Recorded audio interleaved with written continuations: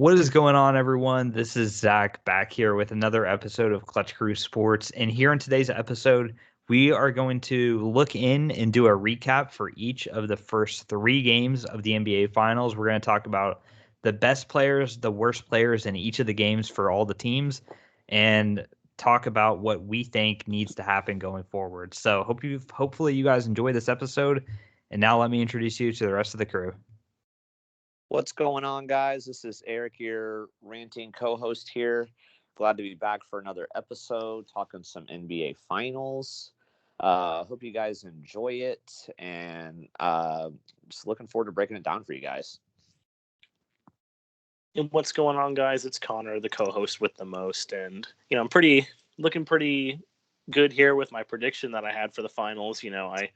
I've so far predicted it to where I said, the Suns would win in 5 and that the Bucks would win game 3, and then that would be it. So, looking good. I hope the Bucks can turn it around, but, I'm excited to talk about, see if maybe they can, or if we think the Suns are going to close it out or not.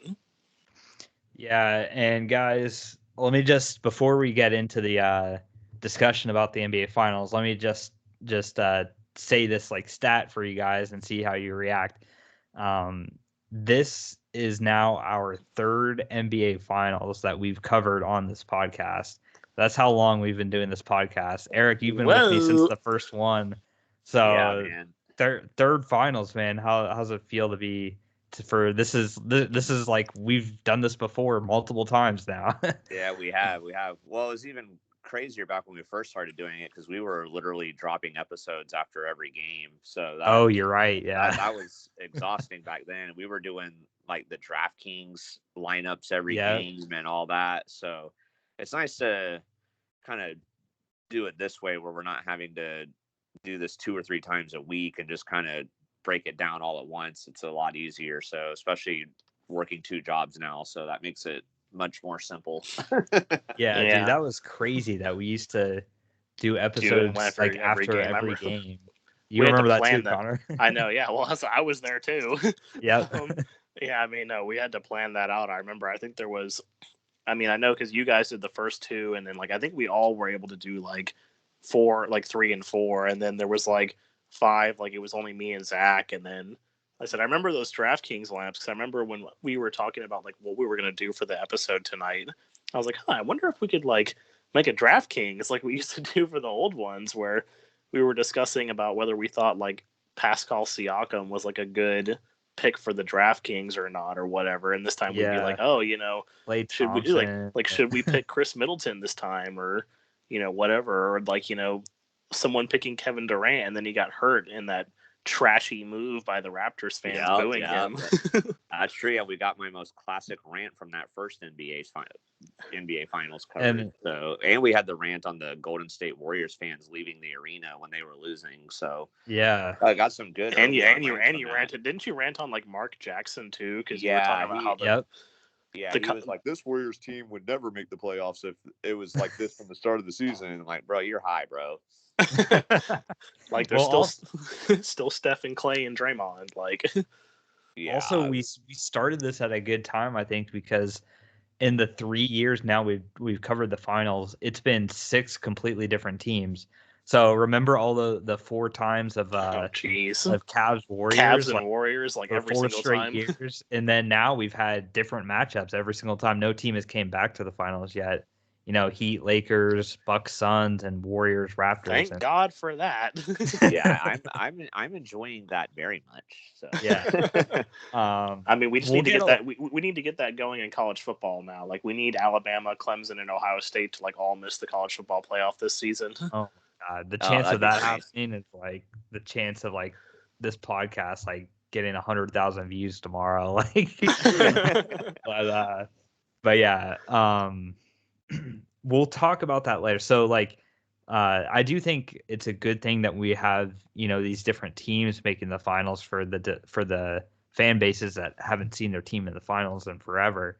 But we'll get on to a discussion later on about these specific finals and how entertaining they've been or haven't been based on the scores. So I've got the scores up here. I'll just quickly go through the scores for the first 3 games. So we had, of course, Phoenix winning game 1 and 2, They won each of these. I guess Phoenix has to score 118 points, guys. If they get to that, they're gonna win because that's how they won their first two games is 118 points. And then the Bucks, they've kept it triple digits also. They scored 105 in the first game and lost by 13. The second game they lost by 10, scoring 108. And then in the third game, the Bucks finally got a win here, a 20-point win, 120-100. So all the scores for these games have been in the triple digits. I guess Phoenix barely kept that going last night. But yeah, so it's a 2-1 series lead for the Suns. A couple things to talk about here. The home team has won every game, and we have game 4 coming up on Wednesday night. So that's obviously a huge game. The Bucks want to protect home court, tie the series up, and then try and steal one in Phoenix. And then the Suns would love the opportunity to win game 4 and then get the chance to win game 5 and close out the series at home. So this game 4, and I know a lot of times you see the stats where the team that wins game 4 like typically wins the series unless it's like 3-0 and then the 0 team wins game 4. But in a close series like this, the team that wins game 4 has, for whatever reason, seems to win it a lot. And also the Phoenix Suns have won every single game 4 of their playoffs so far. So they're obviously trying to keep that streak alive. So basically what we're going to do, guys, is talk about each of these 3 games individually because it'll get really confusing if we start talking about Giannis in game 1 versus Giannis in game 3 and then go switch it up and talk about CP3 in game 2. So we're just going to keep the discussion one game at a time, as every coach in every sports league has always said, one game at a time. And then at the end, we'll kind of, yeah, it's true though. They always say that, you know what I'm talking about, Eric. I know exactly what you're talking about. And then after we get through all 3 games, we'll kind of take a look at some of those things that happened throughout all the games and more continuous thoughts about the finals going forward. So we are doing this all in one episode also, not, making an episode after every game, obviously. So yeah, that's basically the plan for this episode, telling you guys ahead of time so you know what's in store. But I will go ahead and let Eric start the discussion about game 1. Talk to us, Eric, about how the game went, and you can ask us questions, and yeah. All right, cool, man. So obviously while the Suns won the game, obviously the biggest storyline that came out of the game was the fact that Giannis ended up playing in the game. It was very surprising because it was initially reported that, when he first got injured, it looked like he might not even be able to play in the series at all. And then as the series got closer, it looked like, well, he's probably going to miss a few games, but he should be able to come back at some point. And then as the series got really close to starting, it was like, well, hopefully he'll be back by game 2, but game 1's not looking good. But he ended up coming back in this first game. And while obviously he was more dominant in games 2 and 3, like we'll talk about, he still had a pretty good showing, just 1 week after that injury. I personally, I don't know about you guys, but I was personally surprised that he didn't have a re-injury on the knee. I just was, with him coming back so soon, I was pretty worried about that. I don't know about you guys. Yeah, this is something Connor and I both agreed on. We actually talked about this. Yeah, Connor and I, for the first time in a long time, agree on something here, that we were concerned about him re-injuring and being like, okay, it'd be one thing if it was like a game 7, but this is just game 1 of the series, on the road. It doesn't seem good to bring him back. And like you said, Eric, I think he played well. There was only a couple times it looked like he had an injury, but for the most part, he looked fine to me. And so I think after that showing, it showed that, okay, Giannis is going to be Giannis for these finals. Would have liked for him to be a little bit more aggressive in this first game 1, but I'm not going to say anything bad about him because it was the first game back from the injury, and who knows what the pain was like for him. And he actually did play pretty aggressively. Go ahead, Connor. Okay, yeah. Well, I was going to say, I mean, you talk about him not being as aggressive in game one, but that probably led to him not re-injuring it, honestly, because had he tried to go out there and be like his normal self, doing those like 3-step drives to the hoop in transition and, just driving hard and dunking over people, then he probably would have re-injured it. I mean, given his style of play, that's what you and I were talking about, that we were saying that he was going to re-injure it. So probably a good thing that he didn't do that. So now he can, be more at full strength for the rest of the series. Yeah, so I give him a lot of props for even playing in the game and playing as well as he did, even though out of the 3 games so far, it was his worst game. But just the fact that he came back and tried and gave an effort, like, I give him a lot of credit for that. And he didn't settle for jump shots that much, which I liked. I was kind of worried he was going to do that. He was bad at the free throw line, but he was like pretty much the only Bucks player in the game to really go to the free throw line during that game. And that, like, if you watch my mukbang, you'll hear that I said after my thoughts on game one that I thought not necessarily Giannis, but that the rest of the Bucks team needed to be more aggressive because they were not getting to the free throw line at all. And that was really the biggest difference in the game, was because if you looked at the shooting stats and the numbers and all that, you would have thought, if you were just looking at that and you didn't know what the score was, you would have thought that it was a really close game. But the reason why it ended up being a blowout was, well, I mean, it wasn't a huge blowout, but the reason why the Suns won in double digits was because they were way more aggressive offensively and getting to the free throw line way more often than the Bucks were. And they made all their free throws except for like one in garbage time at the end. Like, they had made pretty much all their free throws. So kind of weird to hear a, finals basketball game, the difference, coming down to free throws being the biggest reason why a team won or lost the game. But I mean, that was really the biggest difference. And CP3 had a big night for the Suns in this game. Obviously, the series isn't over yet, and we don't know what'll happen. But I think he is on pace to get the MVP. I know Connor and Zach predicted this in the previous episode. I didn't give my MVP prediction. I forgot, but my MVP prediction was Devin Booker.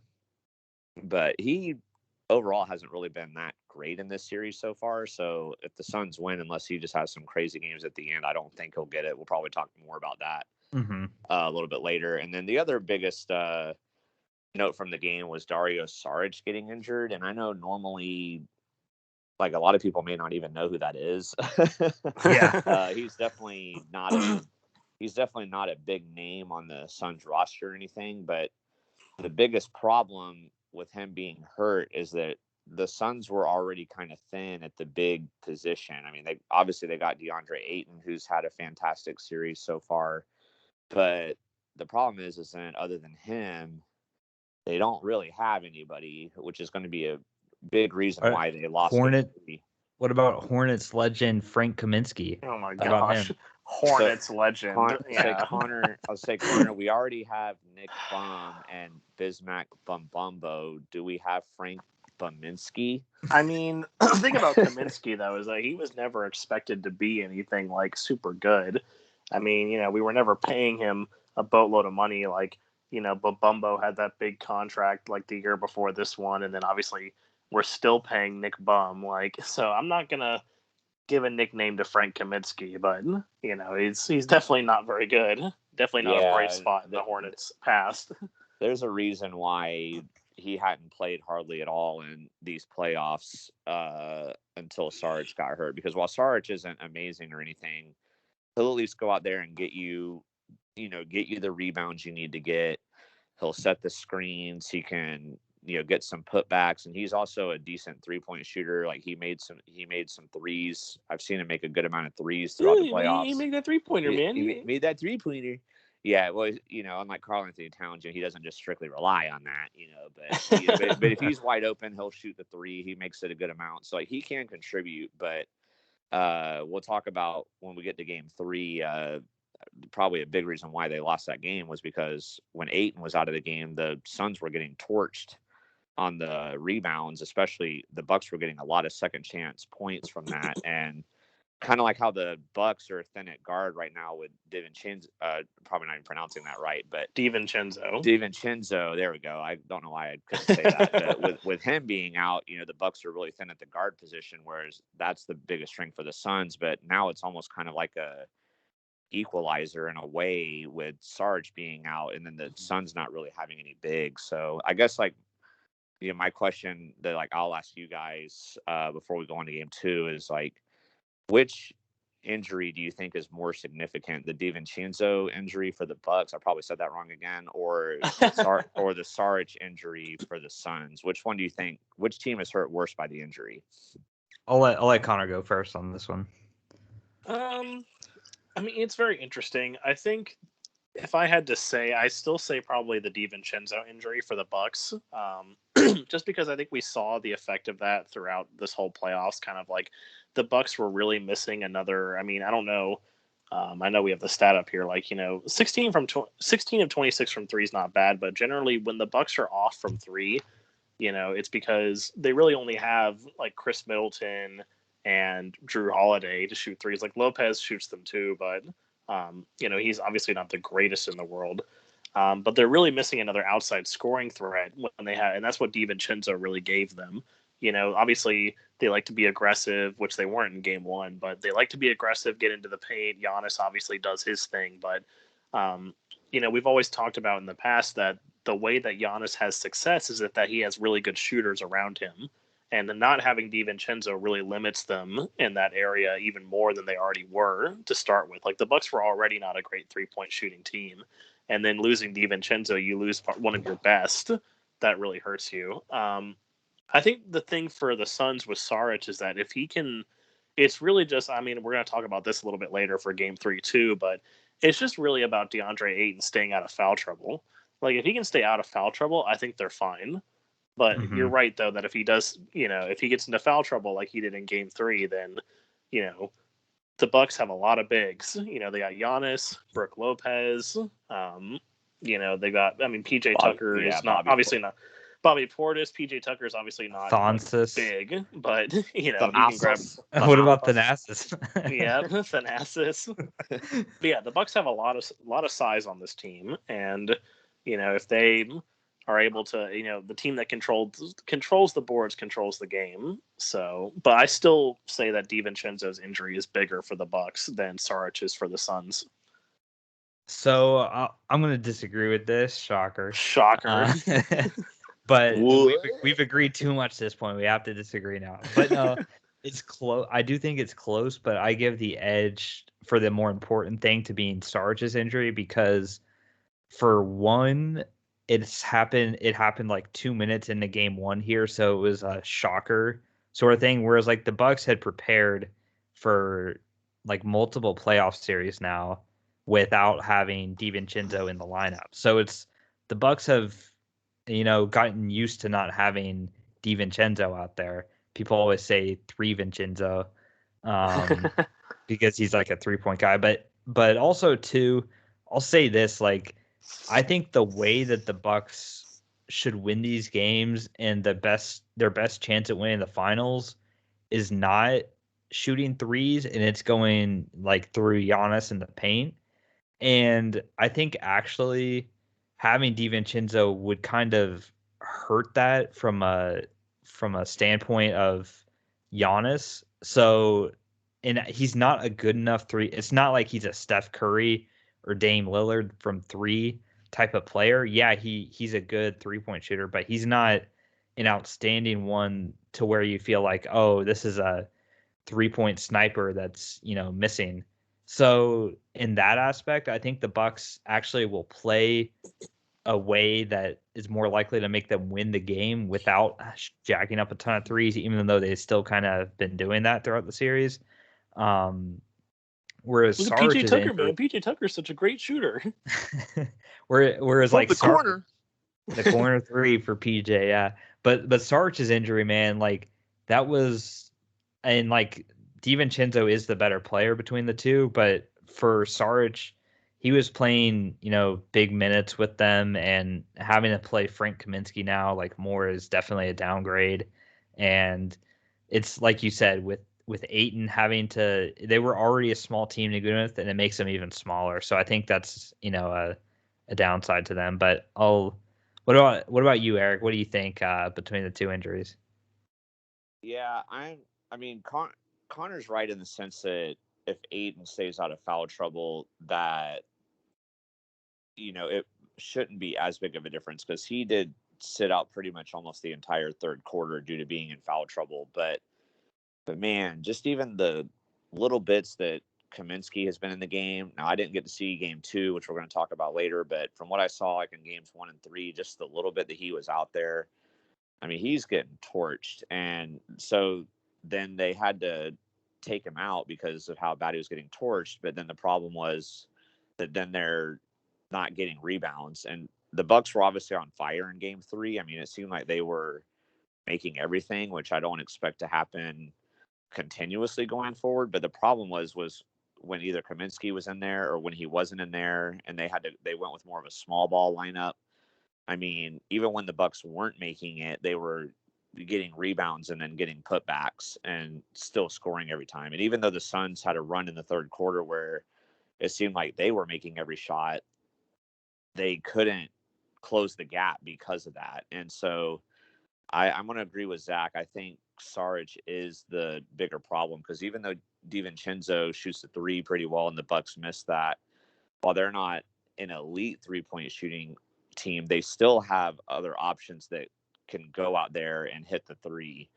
Whereas with the Suns, other than Ayton, who do they really have that they can count on to get you those big rebounds and key moments when they need them? If Ayton, is in foul trouble, or if it's just like during the time where he has to take a break and he's out of the game, like, who are you going to count on to get those boards to give you get you in transition, or maybe get you an offensive board if you're struggling, get you an offensive Jay board, Crowder. Get you a putback. Oh yeah. Yeah. He'll hit that 3-pointer too, man. But that's the problem though for the Suns, when they're out there with a lineup with like Cameron Johnson and Jay Crowder and Mikal and Bridges, and then they're out there against Giannis and Bobby Portis. I mean, they don't stand a chance on the boards. Or if it's like Giannis and Lopez, like, they don't have a chance on the boards. Even if it's just like one of those guys.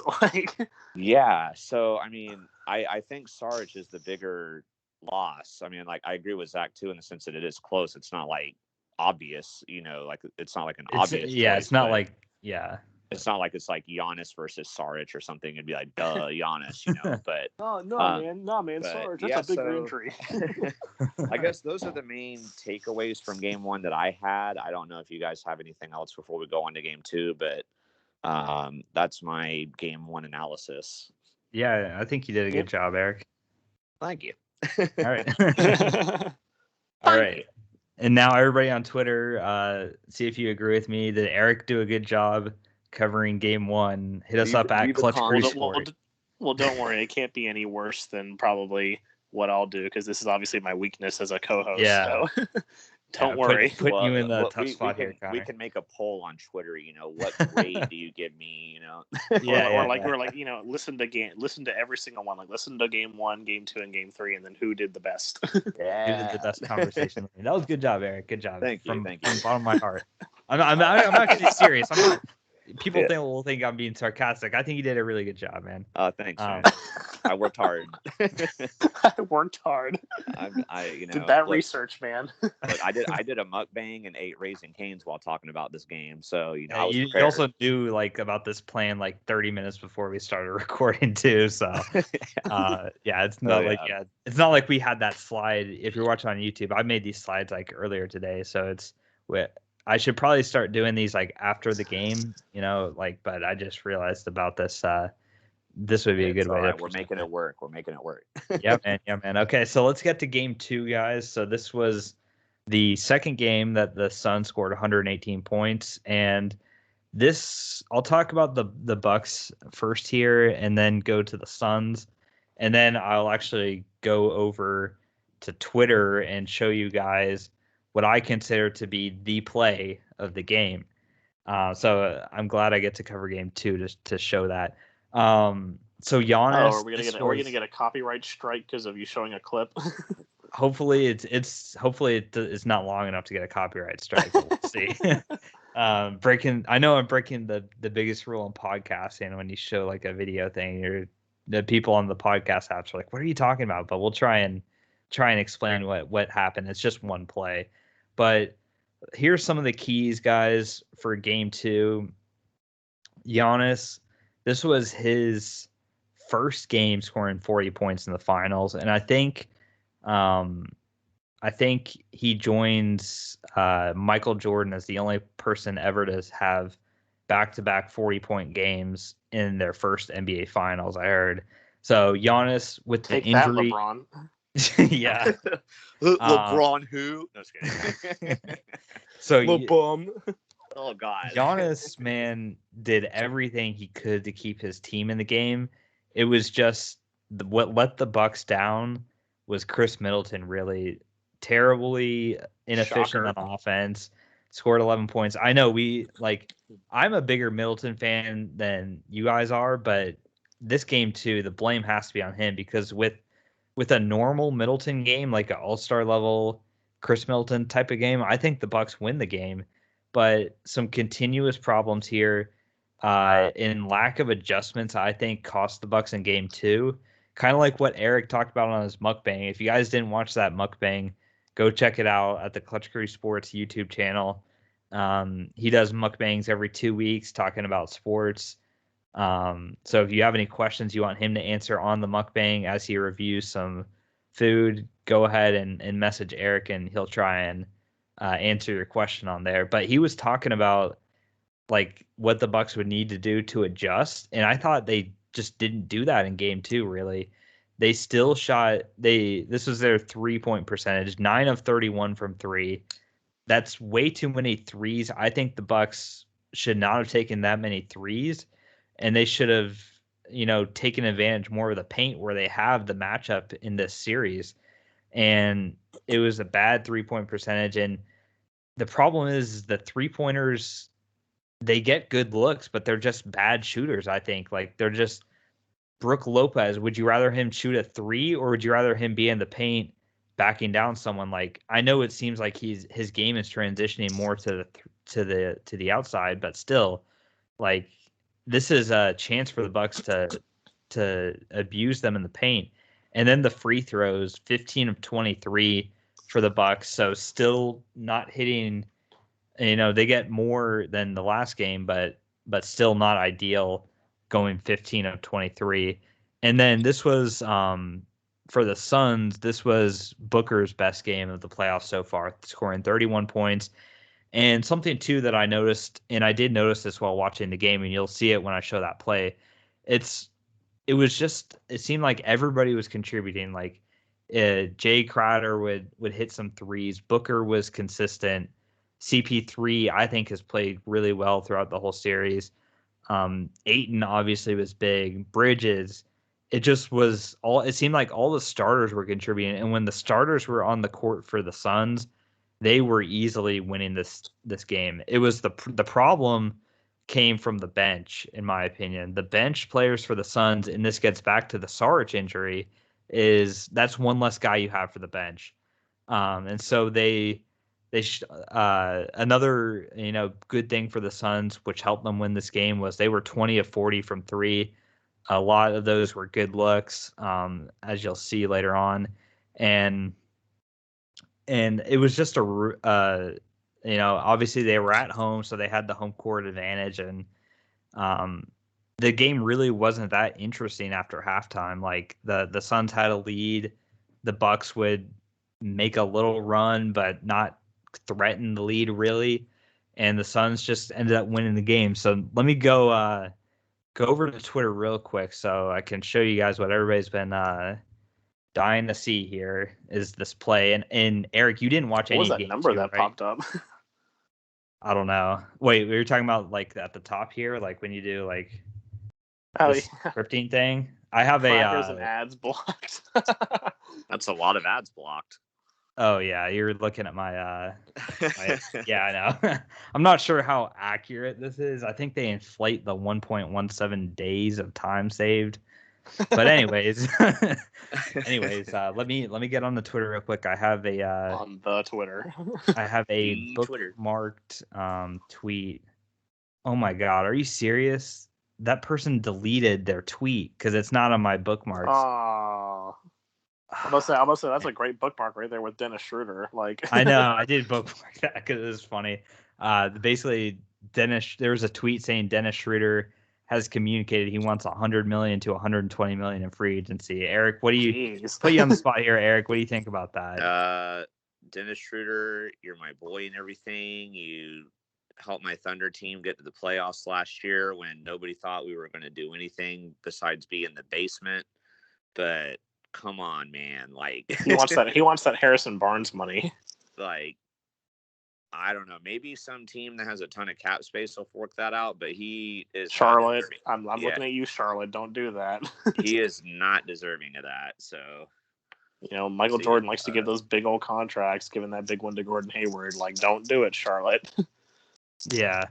Oh, Zach, are you going to be able to find it? Oh, this is it right here, guys. Yep.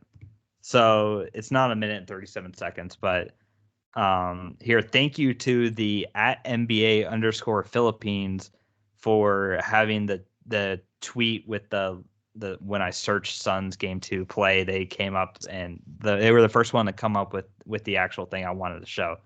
So let me go ahead and mute this real quick. Let me rewind. This was in the late second half. The Suns were going on a run in offensive possession that when I saw it, I just went, wow. And then I'll tell you guys what it reminded me of once you see it, and then I'll get your reaction to it. So let me go ahead and play this real fast.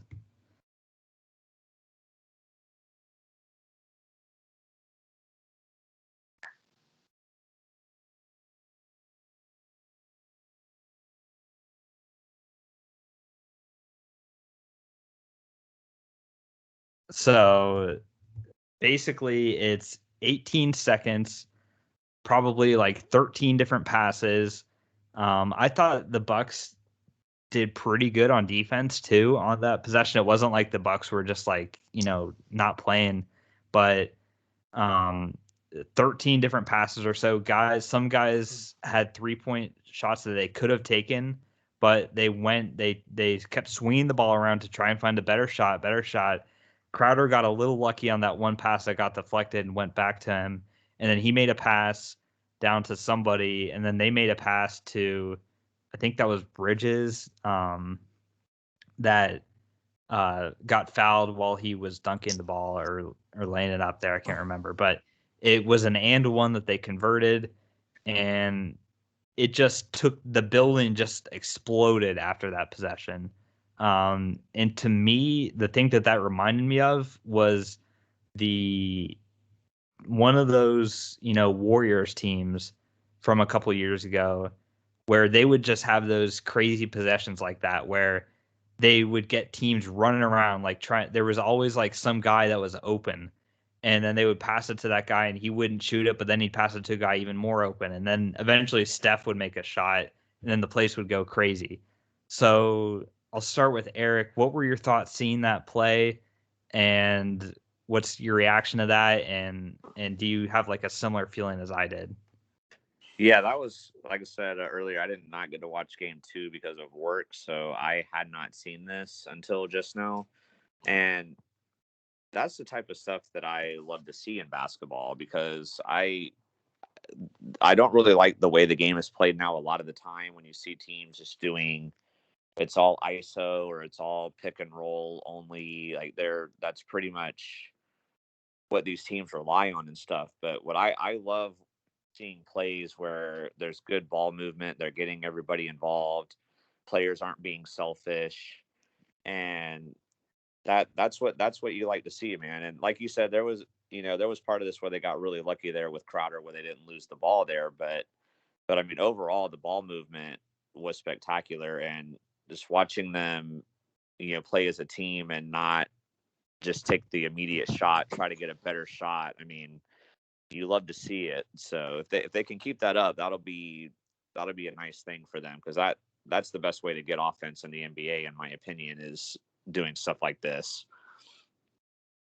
So Connor, same thing. What did you think when you watched this play happen?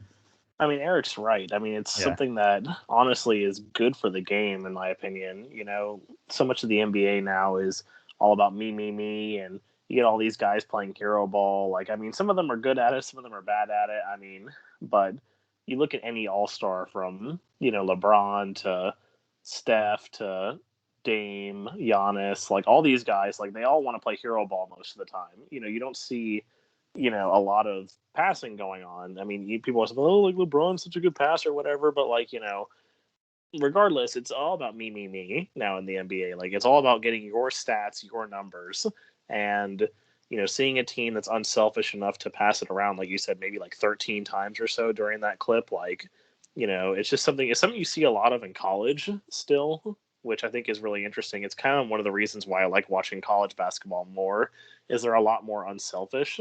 It's kind of why they also talk about, you know, when they talk about unbreakable records in NBA history, like John Stockton's assists record is like one of the most unbreakable, especially with the way the game is played now. Like, you know, you see a lot of buckets come off of like individual efforts now. It's not so much setting up guys anymore or anything like that.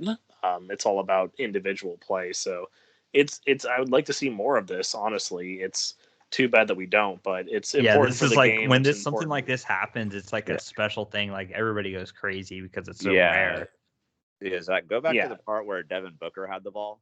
Yeah, I was actually going to talk about that. I was like, I'm glad that he didn't try and force up a 3 to try and get a foul call. Yeah, that's exactly. See, like if Here. this was Here, if this was the Nets in this situation, and that's they James would have Harden with the jacked ball, up. Yeah, he's jacking the ball up and flailing himself into the defender trying to get a foul, and so it's Well, refreshing to not see that. Well, even just looking at, like, you know, in the past, like, I think, you know, probably one of the biggest offenders of taking like contested threes when they shouldn't have was, you know, Kobe Bryant. Kobe Bryant took so many contested threes. Like, every time you watched him play, it was just like, you know, he would just kind of stand there for, you know, a couple seconds or whatever thinking, and then just like jack up a three. And it's like, well, why'd you do that? Why didn't you try to, like, you know, pass it or get a better shot or whatever? So, you know, like I said, hopefully we see more of this because it's what the NBA needs. Yeah, it's refreshing, man. Yeah. I will go ahead, by the way, guys, and retweet this. If you want to follow me on Twitter at GuacfoLife, you can see this retweet I had. I'm actually the third person to retweet it. So go follow the NBA Philippines too. They had a good video. It was 1 minute and 37 seconds, but they showed it from different angles, this play from different angles. I just had it kind of running on a loop for YouTube, but yeah, watch that play, guys, because when I saw it, I was like, wow, it was just beautiful to watch. Like you said, Eric, this is how we want to watch basketball being played, and it kind of signified to me like that this game for the Suns, like there was no like hero ball, there was no selfishness here. It was let me find the better shot, let me find the better shot. Hardly any dribbling. The ball didn't stick. It was, you know, multiple passes. You know, got a little lucky on that one, but overall, I thought that play kind of signified this game and was a big reason why after this game in game 2, a lot of people are like, okay, the series is over now. Like, what are the Bucks possibly going to do to stop this? And lo and behold, game 3 happened and they did stop it. So I'll turn it over to Connor now to lead us into game 3 discussion. Yeah, I was about to say, like, lo and behold, look what happened. So, you know, obviously this was the first. I actually read an interesting stat, which I mean, I probably should have known this, but I didn't really think about it. This was the first NBA Finals game that had been held in Milwaukee since 1974. So obviously the Deer District was excited. You know, I know a lot of Bucks fans were excited, but Giannis coming back in this game, another 40-point game. Did really well from the free throw line. I think that was probably one of the biggest keys to his game in this one. Shooting 77% from the free throw line, 13 of 17. Probably helps when you don't have a bunch of opposing fans counting 1, 2, 3, going all the way. Well, there was that one Suns fan in the cave that one clip, and he was like 1, 2, 3, 4, like bro, get out of here. So I'm sure that helped him out. Obviously, probably another big key to the reason why this game was really a blowout was the fact. Sorry, there's a car going off. I don't know if you can hear that, but another big key to this game was Chris Middleton and Drew Holiday actually had good games. Middleton, he was 18 points isn't fantastic, but I mean, he did shoot efficiently, 6 of 14. And I guess that's really all you want from them. Drew Holiday was 8 of 14. He was 50% from three. And the Bucks just got solid contributions all around. Brook Lopez had a little bit of an off night, but when Giannis is scoring 40 points and Middleton and Drew Holiday are doing well, then that's all you can ask for. Still really jacking up those threes. I know that's really still not a good thing for them. The fact that they were 14 of 36, like that's still a good number.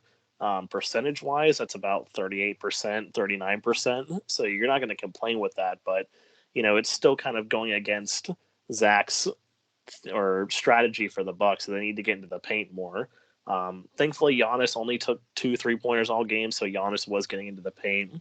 But really, I guess the main story about this is like while the Bucks were playing great, the Suns were not. Jay Crowder was honestly probably the standout player aside from CP3 on the Suns. 6 of 7 from three. I mean, that's just insane. I told you, Jay Crowder's going to do one of those in every series, and this time they lost it. But I'm like, Jay Crowder always has that one game where he shoots like crazy, you know? I remember like watching so many of those games in the finals last year with the Heat where like every time they pass it to him, I'd be like, oh, well, this is going to be a miss. Like, I don't know why he's doing this, but yeah, so 6 of 7 from three. CP3 had a good game, obviously, 19 points, 9 assists. He did all he could, but really the story in this game was two things. One was how bad Devin Booker played. 3 of 14. I mean, that's just not going to get it done, especially when Middleton and Holiday are playing good. Like, the Suns really need Devin Booker to actually show up on the court because especially with the other thing that happened in this game, DeAndre Ayton was on fire to start this game. I remember I wasn't actually watching the game, but I was following it on ESPN, and I saw that like in the first quarter, the Suns, I think they had like 23 points and like 16 of them were from Ayton. Like it was ridiculous how well he was doing. But, the problem is, I said that he had 16 in the first quarter and he ended with 18, which means something obviously went wrong. And that was that he just got in serious foul trouble. By the end of the game, he didn't foul out, but he did have 5 by the end of the game. Eric was saying how he sat out the entire third quarter in that game because of it. And really, it just goes back to what we were talking about in game one and talking about with the Saric injury. Like, they just kept getting out-rebounded. Not having Ayton on the floor really hurt them inside. The Bucks were just kind of having their way in the paint. Cameron Johnson, also my X factor for the series, played really bad. Only 1 of 5 from three. He also got into foul trouble with 5 fouls. So despite playing, he played a lot of minutes in this game. He is a little bit of a bigger body, so I know they're wanting to have him on the floor more with no Saric. He can at least try and help with the rebounding problem. But I guess I guess one more thing before I ask you guys my question is I guess the other big home court advantage that the Bucks have is, you can't go to any other NBA home arena anywhere across the country and find David Bakhtiari chugging beers like no tomorrow on the Jumbotron, because that's probably, I think that's got to be one of like the greatest traditions now in the NBA. Like every time there's a Bucks like big home game, just watching like David Bakhtiari up there chugging the beers and like go Bucks. That's pretty cool to see. But I guess my question for you guys is, do you think that, I don't know, that the Bucks have found the recipe for success? Like, is this going to lead to more? Zach talked about how they probably honestly should have won game 2. Do you think this is the catalyst? Like, can they really come back now? Like, they know if they attack Ayton, if they get Ayton in foul trouble, is that it for the Suns if they can't keep Ayton out of foul trouble?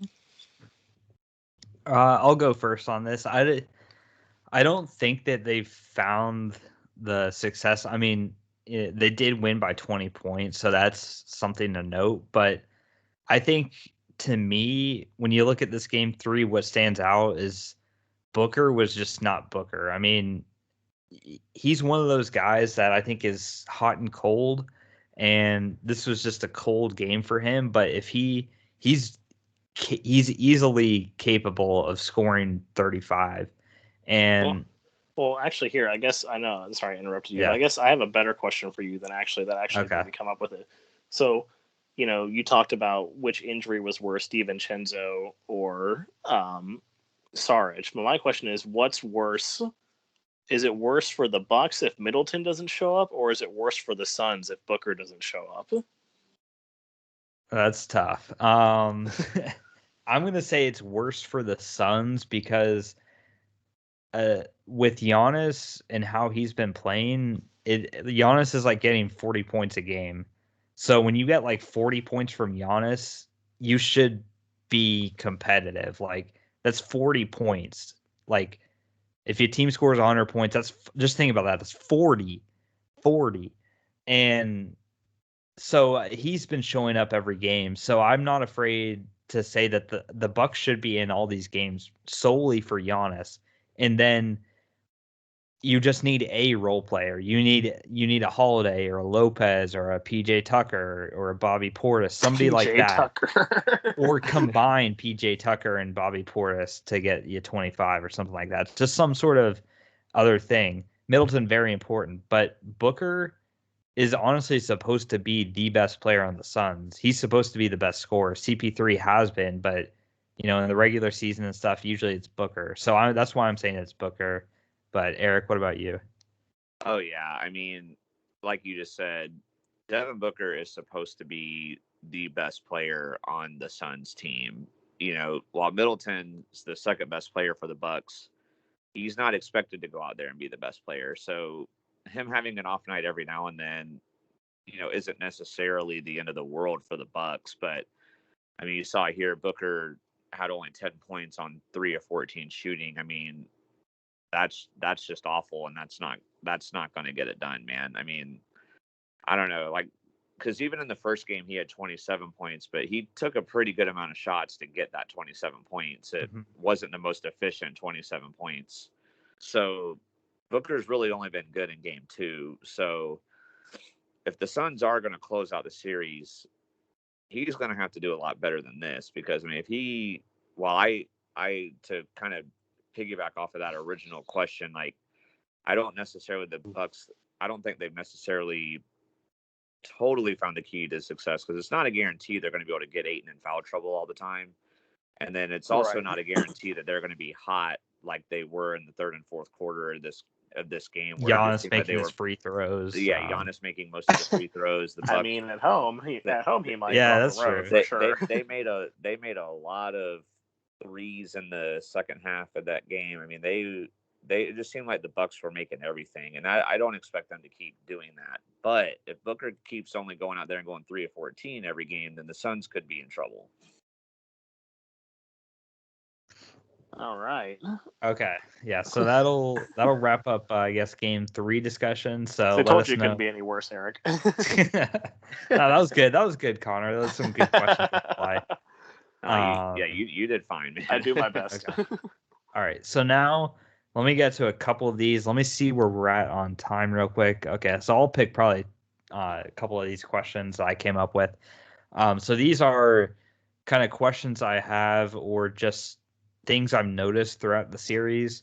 And I'll see how you guys feel about these. But I'm going to start with I'll tell you guys a couple things that have happened coaching wise. So we didn't really talk much about coaching earlier, but after game 1, Budenholzer calls out the refs saying that they should have more free throws because they only shot in game 1 16 compared to the Suns 26. And then Monty Williams for the Suns does the exact same thing after game 3, where the Bucks have 26 free throws and the Suns have 16. So the roles reverse there. And it happens after the coaches, called out the free throw discrepancy. So I don't think that I don't think the referees have been particularly bad in the series. Like, yeah, there's missed calls both ways on certain things sometimes, but it's not to me, it seems more like the style of play in the games impacts the free throw numbers. And I think both coaches were not right to say what they did, but obviously it's an advantage for them to say that, because when you get that said, it has an effect on the referees, and it seems to usually end up working out that way, where if a coach calls out, my team hasn't gotten as much free throws, then the next game they'll get more than they did the one before. So now with Coach Williams saying this, do you think this matters at all? Do you think I'll start with Eric. What do you think about and then you can also talk about both coaches, like if they need to do any adjustments. I heard an interview where somebody asked, like, what are you gonna do to tell Booker, what are you gonna do to coach Booker up or something like that after he did really bad in game 3? And he said nothing. He said nothing. Booker's a great player. I don't want to mess with him. Like, what do you think they should do with Booker? And then what do you think Budenholzer should do for the Bucks, Eric? Yeah, I well, know that's a first of lot. all, there's a lot to take in there, but I mean, first of all, about the foul thing, I mean, most likely the Sun, maybe not in game 4, but by the time the Suns go back home in game 5, they'll probably get more calls. But I think for both of these coaches, though, to do this is kind of I don't know, I don't want to say trashy like the fans thing, but it's a lame move. It's a lame move in my opinion, because it's a lame move. Because I mean, look at the stats in game 1 when the Bucks didn't get that many free throws, like I talked about. They shot like a buttload of 3-pointers in that game, and when you're shooting threes the whole game, you're not going to get many fouls.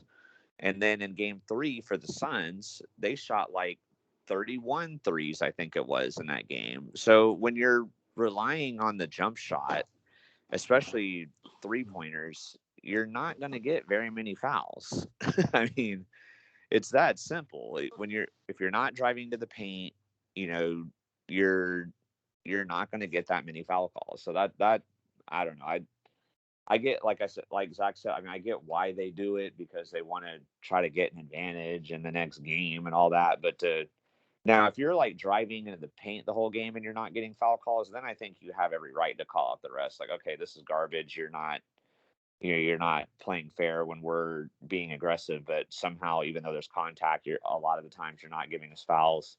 Then you have every right. But when you're jacking up 53s, Yeah, we didn't get any foul calls. Like, well, duh. Like, so I don't know. Expect?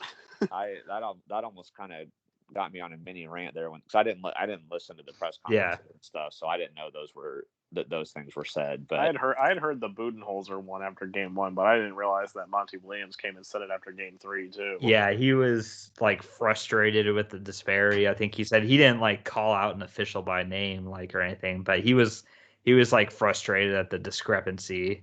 I think is what he said, like, between the teams' free throws. Yeah, so that's my issue with that. As for coaching adjustments, if I'm the Bucks, if I'm Mike Budenholzer, I'm doing exactly what we did in game 3. I'm staying aggressive on the offensive end. I'm going after Ayton as much as possible. Now, what they want to avoid doing is they don't want to just try to necessarily go after him every single play, because then it's going to be obvious what they're doing, and then the Suns can catch on to that and have defensive rotations and adjust differently, and they can stop it easier if they know that's exactly what they're going to do. So don't necessarily just right from the get-go like go out and do that. But if you can get some pick and rolls and create switches to where you can get a smaller guy on 8, and like maybe like a Middleton or somebody like that, and just go after him like that, then you can get some fouls on him and get him in foul trouble, and then you're going to be able to get a lot of those offensive rebounds and stuff like you did in game 3. So if I'm the Bucks, that's what I'm doing. If I'm the Suns, if I'm Monty Williams, they're in a tougher position, not having Sarge, because you don't necessarily want Aiden to be as aggressive, because you don't want him to get in foul trouble again. But they've got to figure out a better way of getting Devin Booker more involved offensively. I mean, obviously he was bad in the last game, only being 3 of 14 and everything, but they need to find a way to get him some easy looks. They need to do like what they were doing in game 1, where they were creating a lot of switches to where they were getting to where either CP3 or Devin Booker would have guys like Bobby Portis or Brooke Lopez on them. I mean, that's what you want. Create mismatches, get you some better looks. That's going to create you some easy shots, and then that'll help you get into a rhythm. And that's what they need to do. They can't have these, cold periods on offense like they did in game 3, because that could be in trouble. So those are the two main adjustments if I'm the coaches. And then, was there any other question about the coaches? No, you kind of asked me a lot there. Yeah, no, I did. I kind of just started saying stuff and adding more things to it, but you did a good job. You pretty much did everything I wanted to say. Okay, cool. I've got a different question now for Connor to answer, and I'll wait. I'll give my opinion too. So, with there being 2 days off now in between games, this bit of extra time, people are debating who it benefits more to have this extra time. For me, I'm saying that it benefits the Suns more solely because the team that loses the game, I think it's better for them to get an extra day off. Whereas, like, if it was closer games, to each other, the team that won the game is probably like, all right, let's go again. Let's win and let's just go ahead and win it again. Whereas the Suns, they lost the game, they get an extra day to adjust and change up what they might do differently. So that's why I think the Suns benefit more by this. But Connor, what about you? Do you agree with that or disagree? I mean, I guess you kind of said it like it just depends on which team it is that loses the game, right? Because I do agree that when it comes to if you were doing like a back to back or like only 1 day in between, then yeah, I agree. The team that won's probably at a better advantage because it's like you said, they have the momentum, they know what worked. They're like, okay, like let's go again, like you said, or whatever. But I do agree that with the extra time off, it's better for the team that loses because like you said, it gives them time to regroup and figure out what worked and what didn't. And maybe, if like Devin Booker's got, I don't know, to quote foot at the end, something from the NFL, maybe seeing ghosts like Sam Darnold was, it gives him time to just, kind of go back and practice and be like, okay, like calm down, like, work on his jump shot, work on whatever to get those demons out of his head and come back ready for game 4. So, and also, like you said, just an extra day of rest. I mean, honestly, it just benefits both teams, really. I mean, when you're playing, a playoff series and you're playing every other day, especially in a game like the NBA where, guys like Giannis and Middleton and Chris Paul, maybe not Chris Paul as much, but like Devin Booker, like they're playing 40 minutes a game just about. And, it takes its toll being out there on the court all the time. Especially if one of these games were to go to overtime or anything like that, like it's going to take a toll on your body. So really, like I said, it benefits both teams, honestly. Just the extra rest. But yeah, I would agree with you that it's whatever team loses probably has more benefit because, that team that won's really wanting to get going again, but they can't because you have to wait an extra day. So, yeah, so in this case, it would be the Suns. And then the final question that I have for you guys, I'll give it for both of you guys, but have these finals been boring? Because like I think I said before, no ties or lead changes at all in the second half. So the team winning at halftime, you could turn the TV off and know that they win the game in these 3 games. Obviously, you don't know that when it happens, but that's how it's been. So it is 2-1, so it's not like it's a 3-0 series right now, but is this a problem for you guys? Where does this finals rank compared to other finals you've watched? I'll start with Eric. Yeah, I'm gonna say that it hurts a little bit. These games definitely could be better, obviously, and I will say though, I mean, while there weren't like obviously, like you said, there haven't been any lead changes in the second halves of any of these games, but there's at least been times where at points in the second halves of each of the games, it looked like the team that lost the game could at least get back in it. Like I know, like I think the Suns at one point in Game 3 in the third quarter, I think they got it to within like 5 or 6 at one point. Mm-hmm. And I know the Bucks did that a couple times. So at least there were times it was close. It wasn't like the team got up by 20 at halftime and then it just stayed, like how the Suns Lakers series went after AD got hurt. You know, like it wasn't like the team got up by 20 in the first or second quarter and then just it stayed that way the whole game. But you know, more lead changes would be nice, especially later in the game. Or you know, we haven't had that moment yet where it was like, oh my gosh, it came down to a crazy play in the an alley-oop. Yeah, like the alley-oop video. I mean, I don't expect anything like that to happen again. That was just truly insane. But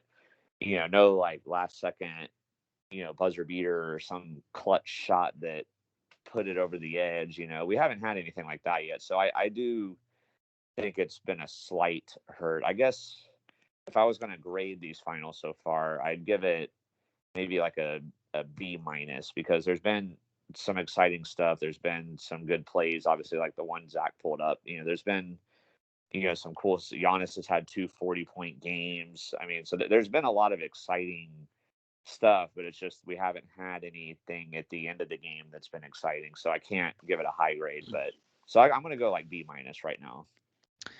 Okay, Connor, and then same thing for you. Well, I think one thing that honestly probably hurts this finals a little bit in terms of, like you said, the excitement factor is just the fact that how exciting the playoffs have been up to this point. Like, you know, the series, like especially like, you know, the Bucks and Nets series, the Hawks and 76ers series, you know, the Clippers and Mavericks series. Like there was a lot of really good series throughout the playoffs leading up to this point. We were talking about how, like, you know, really the only thing that put a damperance on this was, you know, obviously all the injuries like AD and Kawhi and Trae Young and all those other injuries and whatnot. But really, from an excitement factor of the games, that was probably like an A if you just looked at the series in general. Looking at the playoffs and leading up to this, yeah, it is a little bit disappointing that we haven't had any games where we're just kind of like, oh, like you're on the edge of your seat the whole time. It's just kind of like back or right. something. And like, you know, because we had so many, especially in that Hawks and 76ers series, like there was at least 2 games in that series where it was like one for each team, right? Because it was like, you know, in game 1, the Hawks were up by like 25 or something, and the 76ers almost came back and won.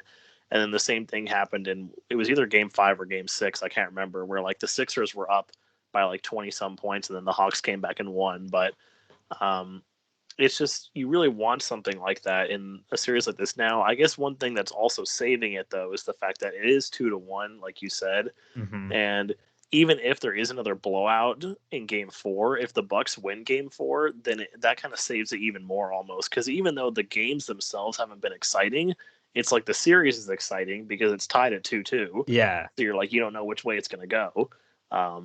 But yeah, I agree. It's just like you really want more of this kind of on the edge of your seat rather than, you know, Eric said he fell asleep or something watching like the second quarter really of game tired. 3. You were, but like, you know, if it's exciting, you're not going to fall asleep. So clearly it wasn't exciting enough for Eric to stay awake. So, I mean, I'd probably have to go in the same neighborhood, like a B minus or maybe like a C plus, I guess. You know, if the Bucks end up winning game 4 and it's like a blowout win, then I'll probably elevate it to like a B, just because, again, like it'll make the series exciting. But if the Suns win in like a blowout in game 4, then I'm probably going to downgrade it to like a C minus or a D. Yeah. All right, guys, that's gonna wrap this NBA Finals discussion. Zach, what's your grade on this or your thoughts? Okay, you guys want to know what I think? Okay. I do. You put this question in the slide like right before we started the podcast. I was like, okay, I want to know what Zach thinks. You know? Okay. So yeah, you're right. I should say what I think. If I had to give it a grade, honestly, I'd give it a D. Not an F, because an F would be if it was a 3-0 lead, but the fact that like we haven't had any, like usually in the finals now lately they haven't been great, to be honest, because like the Heat Lakers, we all knew it was going to happen. Warriors Raptors I thought was a pretty good one. Yeah, that was actually a good finals. I think the one before that we're still trying to look for that. Yeah, the Warriors Cavs ones at the end they got to be blowouts, but the one where the Cavs had that comeback, that one was good. But um, and then Heat Spurs. I'm going way back now, but those were the first one was good. The second especially one if we're talking about recent, like the last Cavs Warriors final was really bad. Yeah, I know that one was trash. Like the only game of that one that was actually good was that game 1 when J.R. Smith had his infamous screw up. Like, yeah. And also too, I am comparing for earlier rounds in the playoffs. So like we've seen like the Bucks Nets, that was crazy. Like you said, Hawks 76ers, some of the West series. Honestly, Portland and Denver was pretty crazy at times. So it's when Dame went off, what was it, like game 4 or 5 when he went off? Yeah. So yeah, this is like the low point of the playoffs, and that's probably why I give it a D, is because this series so far has been one of the worst series to watch as an entertainment aspect, because it's the finals. So you expect close games because you expect two really good competitive teams, and the fact that these games haven't been like that, to me as a fan watching it, you lose interest throughout the game. Well, I guess it's kind of like, like the Super Bowl this year, right? Like, yeah, we thought it was going to be like a really close game, between the Chiefs and the Bucks. Like, we're thinking, oh, okay, it's going to be like a repeat of last year again, like the Chiefs offense versus the Bucks defense. But then it just turned into a Bucks blowout, and it's like you never want to see the Super Bowl be a blowout. Like, unless your favorite team's in it, unless it's your team. Well, yeah, that's true. But like, any other thing, and even like, yeah, even if you have a rooting interest, it's still like you would rather see it be close. And then obviously you want that rooting team to win, but you want to be at least on the edge of your seat, as sports fans, and be like, wanting to watch the game, not being like, I'm gonna okay, disagree with that. But I mean, yeah, I would disagree with that too. The Super Bowl, if the Jags get in the Super Bowl and we win 49-0, I'll be cheering. No, I'm not. No, okay. Eric, I'm not saying that. I'm saying if it's not your favorite team. Oh, if it's not your favorite team. That's why I said as sports fans, if it's not your favorite team. You said even if it's your favorite team. No, I said even if you have a rooting interest, like if you're rooting for a team, like if the two teams are playing, you're rooting for Team A, you want it to be a close game. I see what you're saying. Yeah. I misunderstood that. That was my sorry. bad. Yeah, if it's your favorite team, yeah, but because I was about to say that too. I'd be like, well, like, I mean, I'm sure those Seahawks fans were pretty happy about what happened in that Super Bowl against the Broncos. Like, yeah. Obviously, no fan of a team is going to be complaining about a win of any kind, really. But all right, guys, that's gonna, unless you're the Jets. Ouch. Shots fired. Shots fired at the New York Jets in this episode. Did not plan that before the podcast. That's going to wrap things up, guys. Hopefully you enjoyed listening, and we will be back next week either to talk about a champion or to talk about game 6 and 7. So stay tuned for that. And as always, remember, be clutch. Bye. Peace.